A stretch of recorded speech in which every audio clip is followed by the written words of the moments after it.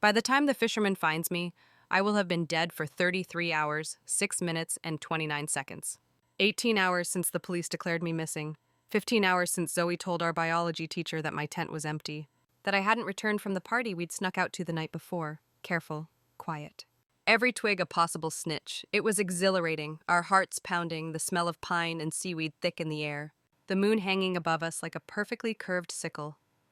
Zoe held my sweaty hand and didn't let go until we passed the tents. We joined the others by the lake. Someone had music playing on their phone, turned just low enough that we could make out Billie Eilish's raspy voice drifting across the water. One of the guys handed us a beer, pulled cold from the pitch-black lake. I remember thinking I couldn't tell where the lake ended and the forest began. The first article appears the next morning, promising high school student missing after night swim in lake. Soon after, the search escalates. Water rescue, fire brigade, dogs with their noses pressed into damp earth, dragging the truth out of the ground inch by inch. A human chain forms, people moving slowly through the woods, scanning for something they don't want to find. A helicopter circles above, its blades slicing through the heavy air. Hours pass, then more hours. The forest gives nothing back. The police start asking questions.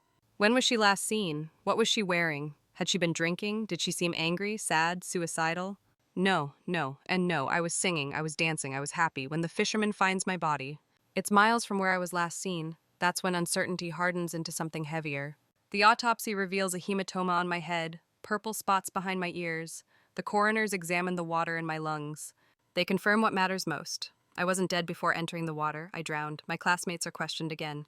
Zoe says she left early, that I stayed behind with her twin brother, Tom. Tom has been in love with me since middle school. The police find his behavior strange. He claims they barely spoke, even though people saw us leave the party together. When my clothes are examined, traces of Tom's skin are found between the fabric layers. Still, he sticks to his story. Maybe because the truth would embarrass him, or maybe because the truth would raise questions he's afraid to answer. Tom isn't lying exactly. We only exchanged a few sentences that night, because his mouth was otherwise occupied with me. I enjoyed it, every second. Looking back, I wish I'd given him a real chance, but I was too worried about what people might think. So I brushed him off, and he walked away hurt.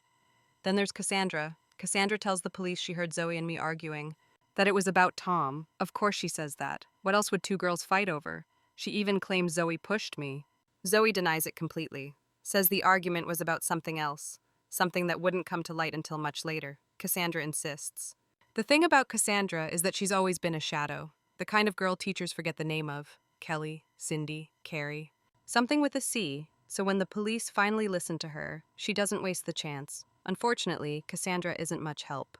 She left the party at 2 a.m., just 40 minutes before I died, leaving me alone with a group of guys who had brought along some tranquilizers.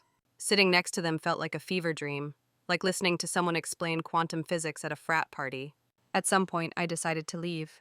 One of the guys asked if I wanted someone to walk me back. I said yes.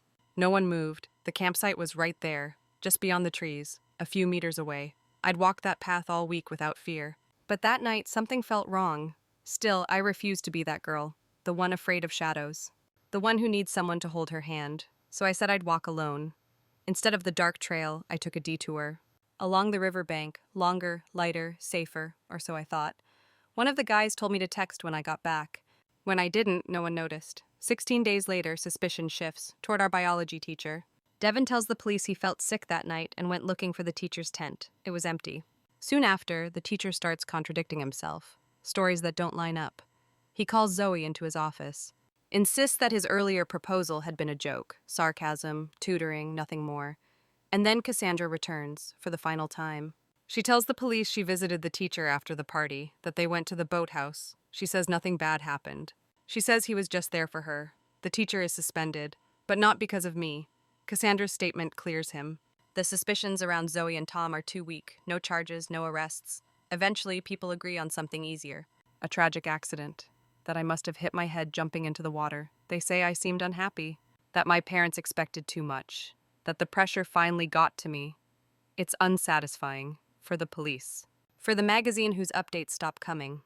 For my parents who will say decades later that not a day goes by without thinking of me.